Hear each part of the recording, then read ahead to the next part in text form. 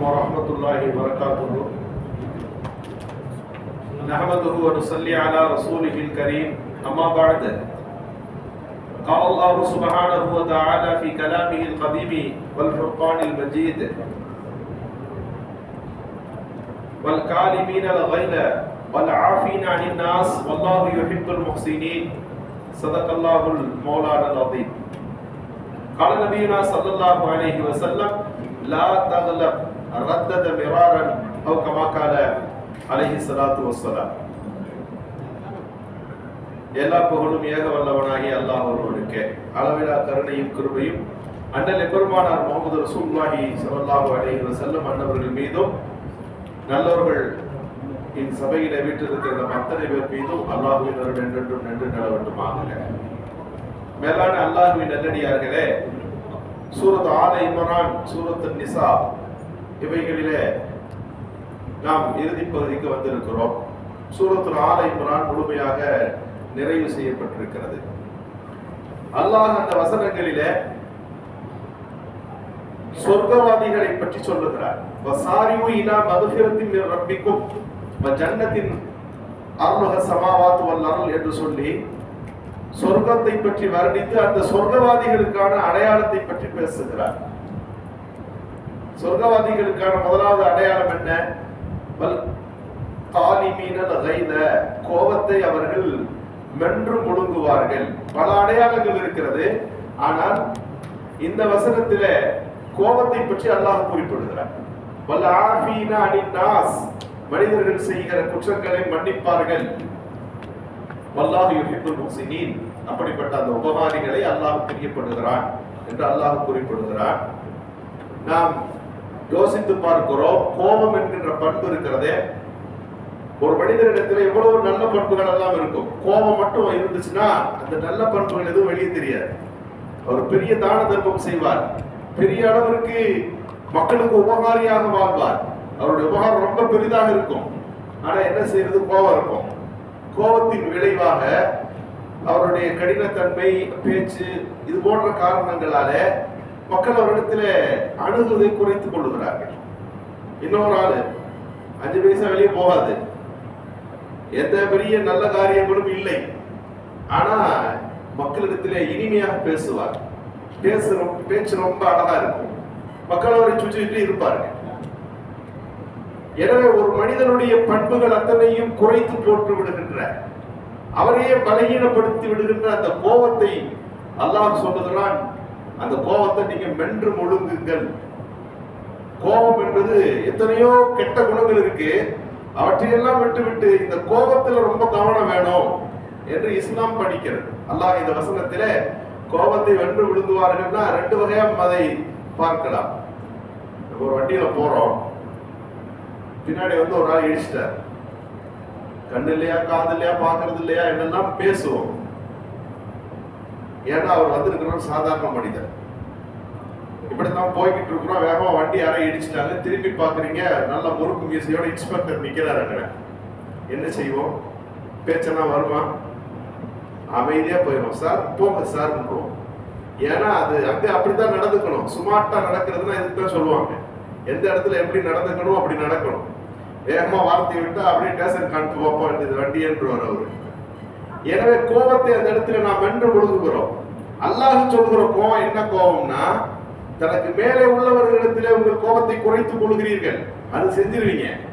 ஆனா கீழே உள்ளவர்களிடத்தில் எப்படி நடப்பீர்கள்? மனைவி இடத்துல உங்க கோபத்தை என்ன பண்ணுவீங்க? உங்கள் குழந்தைகளிடத்தில் என்ன செய்வீர்கள்? உங்கள் பணியாளர்களிடத்தில் எப்படி நடந்து கொள்கிறீர்கள்? இந்த கோபத்தின் விளைவு சத்தத்தினால சில உறவுகளில தந்தைக்கும் மகனுக்கும் மத்தியில பெரிய பிரச்சனை ஆயிடுது இல்லையா? கணவன் மனைவிக்கு மத்தியில பெரிய பிளவுகள் உண்டாகி விடுகிறது. எங்க போவாங்க? வீட்டுல இருக்கிற பெண்கள் திருமணம் முடித்து வந்தாகிவிட்டது, இவர் கோபக்கார மனுஷன் அப்படின்னு சொல்லிட்டாங்க, திருப்பி வீட்டுக்கு போக முடியும்? இத்தனை செலவுகளோடு திருமணம் செய்து வைத்து அனுப்பிவிட்டார்களே, இருக்கிற வரை அந்த கோபத்தை சகித்துக் கொண்டே வாழ வேண்டும். ஒரு பணியாளர் கஷ்டப்பட்டு வேலையில் சேர்ந்தாச்சு, எஜமானருடைய கோபம் என்ன செய்யும்? வேற கம்பெனிக்கா போக முடியும்? இருக்கிற வரை ஓட்டித்தான் ஆகணும் என்று இருப்பார் இல்லையா? இந்த கோபத்தினால எவ்வளவு பெரிய சிரமங்கள் உண்டாகிறது. எனவே தான் நபிகள் ஸல்லல்லாஹு அலைஹி வஸல்லம் அவர்கள் அந்த சஹாபிய பெருமக்களுக்கு கோபத்தை வேண்டாம்னு முதல்ல பண்ணித்தாரு. சஹாபி கேட்கிற, ஊசினி யார் சொல்லலாம், அவசீனி யார் சொல்லலாம், எனக்கு வந்து உபதேசம் செய்யுங்க, லா தகலம் அப்படின்னாரு. அந்த சஹாபி உபதேசம் பண்ணுங்கன்னா நீண்ட ஒரு வரியா இருக்கும், பெரிய பெரிய வார்த்தைகளா இருக்கும்னு நினைச்சுக்கிட்டு யார் சொல்லலாம் அவசீனி திருப்பி கேட்கிறாங்க. பல தடவை கேட்கிறார்கள். ரசூலுல்லா 10 தடவை கேட்டாலும் அந்த வார்த்தை தான், லா தகலம், கோபப்படாத. ஏனென்றால் கோபம் என்கின்ற பண்பு இருக்கிறதே, வேற குணம் வந்து அந்தந்த இடத்தோட நிற்கும். கோபம் வந்து கையாடும், காலாடும், கண்ணு முறைக்கும், கொஞ்சம் விட்டா செல்போன் உடையும். 50,000 பாட்டா இருந்தாலும் சரிதான், அது அந்த நிமிஷத்துல எதுவும் தெரியாது. எல்லாத்தையும் செஞ்சு முடிச்சுட்டு அவருக்கு ஒரு வீடியோ எடுத்து காட்டினா நல்லா தெரியும். எல்லாம் ஆடி முடிக்கும் போது ஒரு வீடியோ எடுத்து ஒரு அடுத்த நாள் காலையில நீங்க நேற்று நைட் பண்ணதெல்லாம் இதுதான் அப்படின்னு கேட்டுங்க. நானா இப்படி இருக்க மாதிரி பண்ணியிருக்கேன், பைத்திய மாதிரி இருக்குதே அப்படின்னு சொல்லுவார். அவரே சொல்லுவார், இதை நான் சொல்லவில்லை. அதற்கு அனஸ் ரலியல்லாஹு அவர்கள் லா தகலம் என்ற வார்த்தைக்கு, இப்னு உமர் ரலியல்லாஹு அவர்கள் லா தகலம் என்ற வார்த்தைக்கு விரிவுரை எழுதுகிற போதே எல்லா கெட்ட குணமும் அதோட நிற்கும். இந்த குணம் அவரை வேறு வகையாக மாற்றிவிடும். சைத்தான் மேலே ஏறி விடுகிறான். ரசூலுல்லாஹி ஸல்லல்லாஹு அலைஹி வஸல்லம் சொன்னாங்க, உடனே ஒளி செய்ய சொல்லுங்க, அவர் நின்று இருந்தா உட்கார சொல்லுங்க. ஏன்னா சைத்தான் நெருப்பினால் படைக்கப்பட்டவர். அவரிடத்தில் இந்த குணம் வந்து இருக்கிறதால் ஒதுங்குவது நல்லது என்று சொன்னார்கள். வேளாண் அல்லாஹ்வின் நல்லடியார்களே, இமாம் கஸாலி ரஹ்மத்துல்லாஹி அலைஹி அவர்கள் ஆதாபு பற்றி ரொம்ப அதிகமாக பேசுபவர்கள். பொதுவா ஒரு மனிதனுடைய ஐக்கியூ என்று சொல்கிறார்களே, மூளையாற்றல், அதையெல்லாம் விட கஸாலி ரஹ்மத்துல்லாஹி அலைஹி EQ என்று சொல்லக்கூடிய எமோஷனல் இன்டெலிஜென்ட்டை பற்றி அதிகமாக பேசுவார்கள். ஐரோப்பிய நாடுகளிலே இந்த எஹ்யா உலூமுத்தீன் தர்ஜுமா செய்யப்பட்டிருக்கிறது. ஒரு மனிதன் எப்படி தன் கேரக்டர்களை சரி செய்வது, தன்னுடைய உணர்வுகளை எப்படி கட்டுப்படுத்தி வாழ்வது, உலகத்தில் அது பெரிய கைடனா இருக்கிறது என்று அவர்கள் சொல்லுவார்கள். அதுல கோபத்தை பத்தி எழுதுகிறார்கள். ஹஜ்ரத் மூசா அலைஹிஸ்ஸலாம் தூர்சினா மலைக்கு போகிறார்கள். அல்லாஹ்ட்ட பேச போகிறாங்க. சைத்தான் குறுக்க வந்தான். வந்து அல்லாஹ்ட்ட பேசுறீங்க, எனக்கு மன்னிப்பு உண்டான் அப்படி கேட்டுவாங்க அப்படின்னு சொல்லி அனுப்பி வைத்தார். மூசா அலைஹிஸ்ஸலாம் அல்லாஹ்ட்ட பேசிட்டு, சைத்தான் இப்படி கேட்டு விட்டான், என்ன சொல்லட்டும் என்று கேட்ட போது மூசா அலைஹிஸ்ஸலாத்துக்கு தெரியாது. ஏன்னா சைத்தான் திருந்திட்டா உலகமே திருந்திடும் இல்லையா, இது ஒரு நல்ல வாய்ப்பு, கேட்டுருவோன்ட்டு அல்லாஹ்ட்ட கேட்டார்கள். அல்லாஹ் சொன்னானா, சைத்தானே கேட்டு விட்டானா, ஒன்றும் இல்லை, செஞ்ச தப்ப சரி செய்ய சொல்லுங்க, மீண்டும் போய் ஆதமுடைய கபர்ல போய் சஜிதா செய்ய சொல்லுங்க, நான் மன்னிச்சிடுறேன் அப்படின்னு சொன்ன உடனே ஹஜ்ரத் மூசா அலைஹிஸ்ஸலாம் வந்து சொன்னார்கள். சொன்னபோது சைத்தான், அப்பயே நான் ஏத்துக்கல, இப்போ ஏத்துக்க போறேன் இதை என்று மறுத்து விட்டு, பரவாயில்ல, நான் சொன்னதுக்காண்டி கேட்டு வந்தீங்களே, உங்களுக்கு உபதேசம் சொல்றேன், கேட்டுக்கங்க. ஒரு மனிதன் கோபப்படுகிற போது என்னை பத்தி நினைச்சுக்கிட்டோம், கோபம் வந்துட்டா அந்த மனுஷனை நான் கையில எடுத்துடுறேன், ஒரு குழந்தை கையில கிடைக்கிற பூ மாலை மாதிரி. அவனை எப்படி இயக்க முடியுமோ அப்படியெல்லாம் நான் இயக்குகிறேன். எனவே கோபம் வந்தா நீங்க கவனிங்க, நம்ம என்ன பண்ண போறோம், என்ன பேச போறோம், எப்படி நடந்துக்க போறோம் என்பதை யோசித்து நடந்து கொள்ளுங்கள். இது நான் உங்களுக்கு மட்டும் எனக்கு செஞ்ச உபகாரத்திற்காக ஒரு உபதேசம் உங்களுக்கு நான் செய்கிறேன் என்று சைத்தான் சொன்னானா. யோசித்து நாம் பார்க்கிறோம், இந்த கோபத்தின் விளைவு அப்படிப்பட்டது. ஒரு ஆசிரியர் ஒரு மாணவரை கூப்பிட்டு ஒரு 200 ml தண்ணி பாட்டில் கொடுத்து கையில பிடிச்சிட்டு நில்லுப்பா என்று சொன்னார். அந்த மாணவர் நின்றார். 10 நிமிஷம். கை வலிக்குதான் கேட்டார். ஒண்ணுமே தெரியலையே அப்படின்னார். 1 மணி நேரம் நிக்க சொன்னார். இப்ப எப்படி இருக்கு, வலி எடுக்குது கொஞ்சம் கொஞ்சமா. இன்னைக்கு ஃபுல்லா நிக்க சொன்னா என்ன ஆகும், முடியாது என்னால என்று அந்த மாணவன் சொன்னார். அந்த மாணவர் கொஞ்சம் டென்ஷன் பேருடையனால ஆசிரியர் சொன்னார், இப்படித்தான்ப்பா நீ கோபப்படுறது, குரோதம் எடுப்பது, பொறாமைப்படுவது, உன் மனசுல எதையாவது வெயிட்ட வச்சுக்கிட்டே இருந்தா அது கம்மியான அளவுதான். அது எத்தனை நாளைக்கு தாங்குவோம் மூளை, எத்தனை நாளைக்கு உன் மனம் அதை தாங்கி கொண்டே இருக்கும். பெரிய பெரிய நோயெல்லாம் உனக்கு வந்துருப்பா. எனவே எதுக்கு எடுத்தாலும் கோபப்படுறதை விட்டுரு என்று சொன்னார் என்று ஒரு சைக்காலஜி ஒரு பாடத்தை நடத்துவார்கள். கோபத்தினுடைய விளைவு. நபிகள் நாயகம் ஸல்லல்லாஹு அலைஹி வஸல்லம் அவர்களை பற்றி நாம் பேசுகிறோம் அல்லவா. பெருமானார் ஸல்லல்லாஹு அலைஹி வஸல்லத்துக்கு பேரே ஹலீம். எப்படி கோபப்படுத்தினாலும் கோபப்பட மாட்டாங்க. யஹூதிகள் எல்லாம் நபிகள் பெருமானாரை தௌராத் வேதத்திலே படிக்கிறார்கள். படித்து விட்டு பெருமானாருடைய பல்வேறு பண்புகளை பார்த்துட்டு அப்துல்லா இப்னு சலாம் இஸ்லாத்துக்குள்ள வந்துட்டார். அப்துல்லா இப்னு சலாம் ஸைத் இப்னு ஷானா என்ற யூத பண்டிதரை பார்த்து பேசினார். நம்ம தௌராத் வேதத்துல படிச்சோம் இல்லையா, அந்த அடையாளம் ஃபுல்லா நபிகள் நாயகத்துக்கு பொருந்தது. இஸ்லாத்தை நான் ஏத்துக்கிட்டேன், நீங்க ஏன் வெயிட் பண்றீங்க என்று கேட்டபோது, நான் படித்தவற்றில் பலவை சரியா தான் இருக்கு, இன்னொன்று ஒரே ஒரு டெஸ்ட் மட்டும் பண்ண வேண்டியது இருக்கு. ஹலீம் ஹலீம்னு தௌராத்துல வருதே, எப்படி அவரை கோபப்படுத்தினாலும் அவர் கோபப்பட மாட்டாருன்னு சொல்லப்பட்டிருக்க, அதுல மட்டும் ஒரு டெஸ்ட் எனக்கு இருக்குது என்று அவர் சொன்னார். சொல்லிட்டு மஸ்ஜித் நபவி பக்கத்துல இருக்கிறார், ரசூலுல்லாவை கோபப்படுத்தி பார்க்கணும், அதுதான் அவர் செய்ய போறது. இப்ப நபி ஸல்லல்லாஹு அலைஹி வஸல்லம் மஸ்ஜித் நபவியில் இருக்கிற போது ஒரு சஹாபி வேகமாக வந்து, யா ரசூலல்லாஹ், அந்த ஊர்ல கொஞ்சம் பேர் இஸ்லாத்துக்குள்ள வந்துட்டாங்க, அந்த ஊர்ல அவங்களுக்கு ஏதாவது உதவி செய்யணும், நம்ம பழக்கம் அப்படித்தானே செஞ்சுக்கிட்டு இருக்கிறோம், இஸ்லாத்துக்குள்ள வந்தா ஏதாவது நம்ம செய்யறோம், இப்ப ஏதாவது இருக்குதா என்று கேட்டார். நபிகள் ஸல்லல்லாஹு அலைஹி வஸல்லம் பைத்துல் மால் பொறுப்புதாரிகள்கிட்ட கேட்டாங்க, பைத்துல் மால் ஏதாவது இருக்கா எடுத்து கொடுத்துடலாம் என்று சொன்ன போது அங்க இருக்கிறவங்க சொன்னாங்க, ஒன்னும் வரல, இனி வர வாய்ப்பு இருக்குது, ஆனா இப்ப எதுவும் இல்லை, என்ன செய்யலாம்ன்றப்ப அவர் சொன்னார், ஏதாவது கொடுத்து அனுப்புங்க, ஏதாவது ஏற்பாடு பண்ணுங்க என்று சொன்ன போது ஸைத் இப்னு ஸானா உள்ள வந்தார். ஏதோ கேட்டுட்டு இருக்கீங்களா, ஏதாவது உதவி தேவையா, பணமா வேணுமா, பொருளா வேணுமா, நம்ம செய்வோமே என்று அவர் சொன்ன உடனே நபி ஸல்லல்லாஹு அலைஹி வஸல்லம் கடன் கொடுக்குறேன்னு வாங்கிட மாட்டாங்க, எப்போ திருப்பி கொடுக்கணும் அப்படின்னு கேட்டாங்க. அவர் ஒரு டேட்டை சொன்னார். சரி, அப்ப இவங்க வாங்கிக்கிங்க என்று சொல்லி ஸல்லல்லாஹு அலைஹி வஸல்லம் அவர்கள் வெளிப்பெற்றார். அடுத்த நாள் காலையில் வந்து பள்ளியாசல உட்காந்துட்டார். நேற்று வாங்கினீங்களா, கொடுக்கலையான்னு கேட்டார். நபி ஸல்லல்லாஹு அலைஹி வஸல்லம் சொன்னாங்க, அப்ப இதை தவணை ஒன்று சொன்னமேப்பா, என்னாச்சு என்று கேட்டாரு. தவணெல்லாம் இருக்கட்டும், வாங்கினீங்களா, கொடுக்கலையா என்று இரண்டாவது வார்த்தையை சொன்னார். சஹாபிகள்லாம் கூடினாங்க. ஹதீஸ்கள்ல ஒவ்வொரு ஹதீஸ் கிதாபுகள்ல இதை ஒரு நாள் என்று சொல்லுகிறார்கள். சில நேரங்களில நபிகள் ஸல்லல்லாஹு அலைஹி வஸல்லம் நடந்த சுருக்கமான செய்தியாக அவர் மூன்றாவது வார்த்தையை சொன்னார். இப்படி கடன் வாங்கிட்டு இழுத்தடிப்பது உங்க பணி மட்டுமல்ல, உங்க வேலை மட்டும் அல்ல, உங்க குடும்பத்தின் பணி அப்படித்தான் என்று சொன்னார். ரசூலுல்லாஹி ஸல்லல்லாஹு அலைஹி வஸல்லத்தை கோபப்படுத்துறாரு. இது ரசூலுல்லாஹ் அமைதியா இருந்துட்டாங்க, உமர் ரலியல்லாஹு அன்ஹு அமைதியா இருக்க முடியல. வாளை உருவி கொண்டு வேகமா வந்து இவரை நான் தாக்க போகிறேன் என்று சொல்லுகிற போது ரசூலுல்லாஹ் தடுக்கிறாங்க. தடுத்து விட்டு சொன்னார்கள், உமரே, நீங்க இப்ப எப்படி நடந்துக்கணும், என்ன பார்த்து சொல்லணும், கடன் வாங்கிட்டீங்கல்ல, முன்னைய பின்னையா இருந்தா கொடுத்துட வேண்டியதானே அப்படின்னு என்னிடம் பேச வேண்டும். அவரை பார்த்து நீங்க என்ன சொல்லணும்னா, கடன் வாங்குறதுக்கு ஒரு வழிமுறை இருக்குப்பா, இப்படித்தான் நடந்துக்கிறதா என்று அவர்கிட்ட கேட்கணும். இந்த லாஜிக் தான் இங்க நடக்கணும், இந்த பேச்சு தான் நடக்கணும். கைக்கும் வாளுக்கும் நீங்க என்ன வேலை, நீங்க நடந்தது தப்பு என்று சொல்லி பைத்துல் மால் இது வந்துருச்சா என்று கேட்ட போது வந்து விட்டது என்று செய்தி வந்தது. ரசூலுல்லாஹி ஸல்லல்லாஹு அலைஹி வஸல்லம் நீங்களே போங்க, போய் அவர்கிட்ட என்ன வாங்கணுமோ அதையும் கொடுங்க, இப்படி நடந்து கொண்டதற்காக இன்னும் சேர்த்து கொடுங்கள் என்று அனுப்புகிறார்கள். உமரதியில கூட்டிட்டு போறாங்க. போய் எல்லாம் அள்ளி கொடுத்துட்டு அவருக்கு கொஞ்சம் நஷ்டஈடு தரணும் இல்லையா, அதையும் கொடுத்துட்டு பாக்குறாங்க.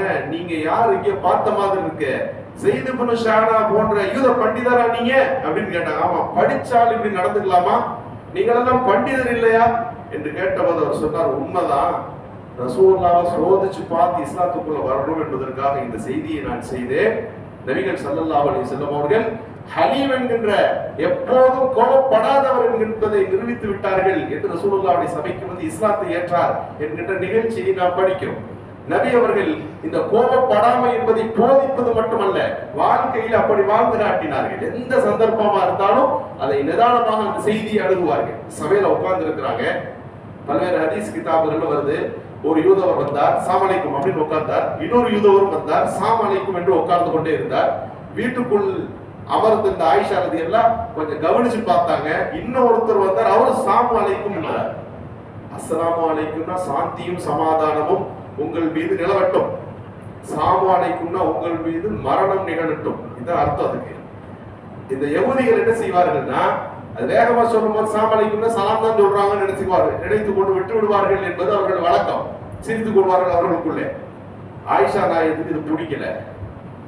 வெளியே கொஞ்சம் தலையை காட்டி, உங்க யூத இனத்தின் மீது சாபம் உண்டாகட்டும், அந்த மரணம் உங்கள் குடும்பங்களிலே நிகழட்டும் என்று சொல்லி சபிக்கிற வார்த்தைகளை வேகமா பேசினப்போ ரசூலுல்லாஹ் நிறுத்தினாங்க. இவ்வளவு கோவப்படுறீங்க, நானும் பதில் சொன்னேனே, நீங்கள் இவ்வளவு கஷ்டப்படுகிறீர்கள், இவ்வளவு ஏன் வேகப்படுகிறீர்கள், நீங்க என்ன பதில் சொன்னீங்க? அவங்க இப்படி சொன்ன உடனே நானும் சொன்ன, அழைக்க உன் மீதும் அது நிகழட்டும் நான் சொல்லிட்டேன். சாம் என்ற வார்த்தை ரசூலுல்லாஹ் சொல்லல, ஸலாம் அலைக்கும் நான் அழைக்கிறேன், ஆமா உன் மீது நிகழட்டும், இதுவே போதுமானது, இவ்வளவு தூரம் நீங்கள் ஏன் கஷ்டப்பட வேண்டும் என்று சொல்லிவிட்டு தான் இந்த பிரபல்யமான ஹதீஸை சொன்னார்கள். இன்ன ரிஃப்க லா யகூனு ஃபீ ஷைஇன் இல்லா ஸானா, அமைதியாக ஒன்றை அணுகுவது அந்த பொருள் அந்த விஷயத்தை அலங்கரிக்கும். வலா யுன்ஸவு மின் ஷைஇன் இல்லா ஷானா, நீங்க அமைதியா நிதானத்தை இழந்து நீங்க இப்படி சொன்னால் எந்த காரியமாக இருந்தாலும் அதை அசிங்கப்படுத்தி விடும் என்று சொன்னார்கள். பின்னாட்களில் அன்னை ஆயிஷா ரலியல்லாஹுடைய ஹதீசுகளை எல்லாம் நாம் வாசிக்கிற போது நபி அவர்கள் சொல்லுவார்கள், ஆயிஷாவே நீங்க கோபமா இருக்கிறீங்களா அல்லது என் மேல சாந்தமாக இருக்கிறீர்களா என்பதை நான் உங்களுடைய பேச்சை வைத்தே தெரிந்து கொள்ளுவேன் என்று சொன்னார்கள். அப்போது ஆயிஷா நாயகம் எப்படி கண்டுபிடிப்பீர்கள், நான் கோபமா இருக்கிறேன், உங்க மேல கோபம் இல்லை என்பதை எப்படி கண்டுபிடிப்பீர்கள் என்று கேட்டபோது ரசூலுல்லாஹி ஸல்லல்லாஹு அலைஹி வஸல்லம் சொன்னார்கள், என் மேல கோபமா இருந்தா ரப்பி இப்ராஹிம் சொல்வீங்க, இப்ராஹிமுடைய ரப்பின் மீது ஆணையாக அப்படின்னு நீங்க பேசுவீங்க. ரசூலுல்லாஹி ஸல்லல்லாஹு அலைஹி வஸல்லம் சொல்லுகிறார்கள், என் பேரை நீங்க விட்டுருவீங்க. என் மேல பொருத்தமா இருந்தா எப்படி சொல்வீங்கன்னா ரப்பி முஹம்மதின் ஸல்லல்லாஹு அலைஹி வஸல்லம் பேசுவீங்க. முகமதுடைய ரப்பின் மீது ஆணையாகன்னு சொல்வீங்க. என் பேரை நீங்க விடுறீங்க பாத்தீங்களா, அப்பதான் நான் கண்டுபிடிப்பேன் நீங்க என் மேல கோபமா இருக்கீங்க என்று. ஆயிஷா நாயகம் சொன்ன வார்த்தை கவனிக்கணும். யா ரசூலல்லாஹ், உங்கள் பெயரை வேண்டுமானால் நான் தவிர்த்திருக்கலாம், உங்கள் மீதே என் மனதில் கோபத்தோடு நான் இருக்க மாட்டேன் என்று அவர்கள் சொன்னார்கள் என்று ஹதீஸை பார்க்கிறோம். அந்த கோபம் இருந்தது, அந்த கோபமும் கட்டுக்குள் இருந்தது, நிதானத்தோடு இருந்தது என்பது அன்னை ஆயிஷா ரலியல்லாஹுடைய வரலாறு. இன்னைக்கு இந்தியாவில் பெரிய பிரச்சனை என்ன தெரியுமா? குழு கொடுத்தா அது கூடுமா கூடாதா என்பதல்ல, குழுவுக்கு கணவனின் அனுமதி தேவையா இல்லையான்னு ஹைகோர்ட் தீர்ப்பு போய் கொண்டிருக்கிறது. இன்றைக்கு இஸ்லாமிய பெண்களுடைய நிலைப்பாடு கோபம் வந்த உடனே வாழ முடியாது என்கின்ற நிலைப்பாட்டுக்கு இன்றைக்கு வந்திருக்கிறார்கள். இன்றைக்கு கோர்ட்டும் அதை நோக்கி ஒரு தீர்ப்பு கொடுப்பதற்கு இன்றைக்கு முன் வந்திருக்கிறது என்பதை பார்க்கிறோம். எடுத்த உடனே வேகமான கோபம், சிந்திக்காத அளவிற்கு ஒரு வேகப்படுதல் இன்றைக்கு தாய்மார்களிடத்தில் அதிகப்பட்டிருக்கிறது என்பதற்கு இதெல்லாம் உதாரணமாக இருக்கிறது. வழக்கு வருது, என்ன பிரச்சனை, கட்டி கொடுத்த ஒரே பிரச்சனைங்க அந்த வீட்டுல, புள்ள நிம்மதியா இல்லை, என்னங்க பிரச்சனை என்று கேட்டால் தூங்கவே விடுறது இல்லைங்க. 8 மணி ஆகுது உடனே எழுப்பி விடுறாங்க, 8 மணில காலையில் எந்திரிச்சாகணும் என்று சொல்லுகிறார். இது ஒரு வழக்கு. போன வீட்டுல சீக்கிரம் எந்திரிக்கிறது இல்லையா, 8 மணிக்கு தூங்கிட்டு இருக்கிறது ஒரு வழக்கா? இன்றைக்கு சின்ன சின்ன பிரச்சனைகள், அர்த்தமற்ற பிரச்சனைகளுக்கெல்லாம் தலாக்கல்ல குழுவை நோக்கி நாங்களே போகிறோம், வாழ முடியவில்லை என்று சொல்லுகின்ற அளவிற்கு கோபத்தின் விளைவு இப்படி போய் நிற்கிறது என்று சொன்னால் நாம் யோசிக்க வேண்டும். நபிகள் நாயகம் ஸல்லல்லாஹு அலைஹி வஸல்லம் சொன்னார்கள், பெண் சமுதாயத்தை பார்த்து சொன்னார்கள், நான் நரகத்தை பார்த்தேன், அக்ஸர் அஹ்லின் நார், அதில் அதிகமா பெண்கள் இருந்தார்கள் என்று சொல்லிவிட்டு 2 காரணத்தை சொன்னாங்க. உங்களுக்கு கோபம் அதிகமாயிட்டா தக்ஃபுருன லான, குழந்தைகளை ஃபுல்லா லானத்தை செஞ்சு திட்ட ஆரம்பிக்கிறீங்க, தக்ஃபுருனல் அஷீர, உங்களுக்கு கணவனுக்கு நீங்கள் மாறு செய்து விடுகிறீர்கள் என்று நபிகள் நாயகம் ஸல்லல்லாஹு அலைஹி வஸல்லம் அவர்கள் சொன்ன ஹதீசுகள் இருக்கிறதே. கோபத்தின் விளைவாக குடும்ப வாழ்க்கையில எவ்வளவு பெரிய சர்ச்சைகள் வந்து விடுகிறது, கோபத்தின் விளைவாக ஒரு உறவுகளுக்கு மத்தியில எவ்வளவு பெரிய பிரிவு பிணக்கும் ஏற்பட்டு விடுகிறது என்பதை பார்க்கிறோம். சமகாலத்தில இந்த கோபம் குறித்துள்ள மிக முக்கியமான பல்வேறு பயிற்சிகள் எல்லாம் பல இடத்துல தர்றாங்க. எமோஷனல் இன்டெலிஜென்ட் என்று சொல்லி அதற்கான பாடங்கள் எல்லாம் நடத்தப்படுகிறது. ஒரு மனிதன் தன் உணர்வை புரிந்து கொள்ள வேண்டும். எப்போது எந்த சந்தர்ப்பத்தில் எந்த மாதிரி நாம் உணர்கிறோம் என்பதை புரிந்து ஒரு மனிதன் தன்னை ஆள தொடங்கிவிட்டால் கோபம் அல்ல, பல்வேறு குணாதிசயங்களிலிருந்தும் கெட்ட தன்மைகளிலிருந்தும் தன்னை மீட்டெடுத்துக் கொள்ள முடியும். அல்லாஹ் சுப்ஹானஹு வ தஆலா இந்த வசனங்களில கோபத்தை நீங்கள் மென்று முழுங்குங்கள், அது சொர்க்கவாதிகளின் அடையாளம் என்று படிக்கிறான். அப்படிப்பட்ட உயர்ந்த பண்புள்ளவர்களாக நம் அத்தனை பேரையும் கபூல் செய்வானாக. வாஹிரு தஅவானா அல்ஹம்துலில்லாஹி ரப்பில் ஆலமீன். அஸ்ஸலாமு அலைக்கும் வரஹ்மத்துல்லாஹி வபரகாத்துஹு.